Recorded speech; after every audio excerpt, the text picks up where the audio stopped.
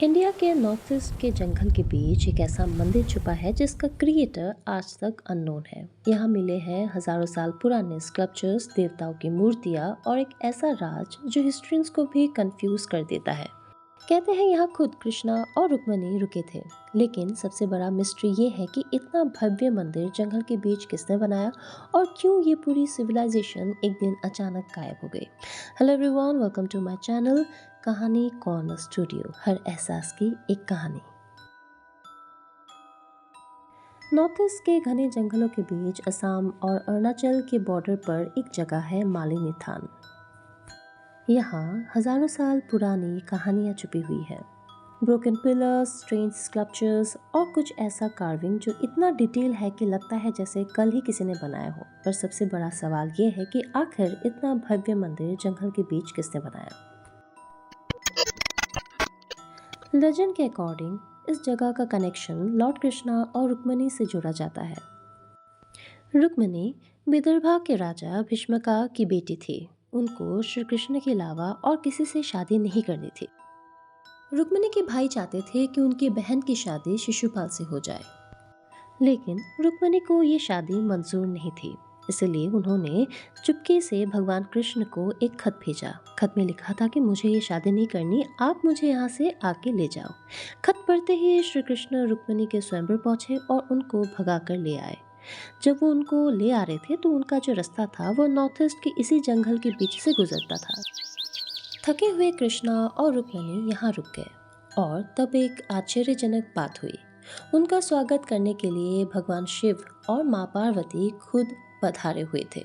पार्वती ने कृष्ण को एक फूलों की माला दी और तब कृष्ण ने प्यार से माँ पार्वती की तरफ देखा और उनसे कहा, आप ही तो असली मालिनी हो, फूलों की माला देने वाली। और तब से इसी जगह का नाम मालिनी थान हो गया। असम में आज भी रुक्मणी हरण को लेके एक भावना होता है। ये एक बहुत ही popular traditional Assamese theatrical performance होता है जिसे हम लोग कहते हैं अंकिया नाट, जो श्रीमंत शंकरदेव ने लिखा था। ये नाटक श्री कृष्ण और प्रिंसेस रुक्मणी के इलोपमेंट को दिखाता है। इसे अक्सर फेस्टिवल और कल्चरल इवेंट के दौरान पूरे असम में परफॉर्म किया जाता है। ये कहानी सिर्फ माइथोलॉजी तक सीमित नहीं है। 20th सेंचुरी में जब आर्कियोलॉजिस्ट ने यहाँ एक्सकवेशन शुरू किया तो उन्हें मिला कुछ शॉकिंग डिस्कवरीज। यहाँ से निकले ह्यूज स्टोन स्कल्पचर्स, एलिफेंट और लायंस की कार्विंग और एक मैसिव गॉडेस दुर्गा स्टेच्यू। इन स्कल्पचर्स की डिटेलिंग इतनी परफेक्ट है कि हिस्टोरियंस बिलीव करते हैं कि ये 8 से लेके 12th सेंचुरी के बीच बनाया गया होगा। लेकिन प्रॉब्लम ये है कि इस टेम्पल के बिल्डर्स का कोई क्लियर हिस्टोरिकल रिकॉर्ड एग्जिस्ट नहीं करता। ना कोई किंग का नाम, ना कोई इंस्क्रिप्शन, बस एक मिस्टीरियस साइलेंस। एक और चीज़ और भी ज़्यादा मिस्टीरियस है, ये मंदिर स्लोली अबंडन नहीं हुआ। एविडेंस सजेस्ट करता है कि ये जगह एकदम अचानक से डिस्ट्रॉय हो गई, जैसे किसी ने एक दिन में सब कुछ छोड़ दिया हो।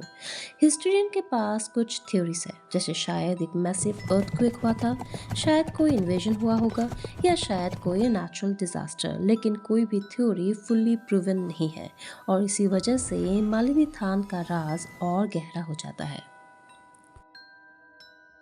नॉर्थ ईस्ट इंडिया हिस्टोरिकली तांत्रिक प्रैक्टिस का एक स्ट्रॉन्ग सेंटर रहा है। नियर बाय ही है फेमस कामाख्या टेम्पल, जिसे तांत्रिक वर्कशिप का सबसे पावरफुल प्लेस माना जाता है। कुछ रिसर्चर्स बिलीव करते हैं कि मालिनी थान भी एक सीक्रेट तांत्रिक वर्कशिप सेंटर हो सकता था। इस बात का हिंट मिलता है स्ट्रेंज स्कल्पचर्स से, अनयूजुअल गॉडेस कार्विंग से और टेम्पल आर्किटेक्चर से। माना जा रहा है कि शायद यहाँ एंशियंट सीक्रेट रिचुअल परफॉर्म होता होगा और शायद इसी वजह से इस जगह को जंगल के अंदर बनाया गया था। ज़्यादातर हिस्टोरियंस मानते हैं कि ये टेम्पल असम के सुतिया किंग्स ने 13 से 14 सेंचुरी के दौरान बनाया था।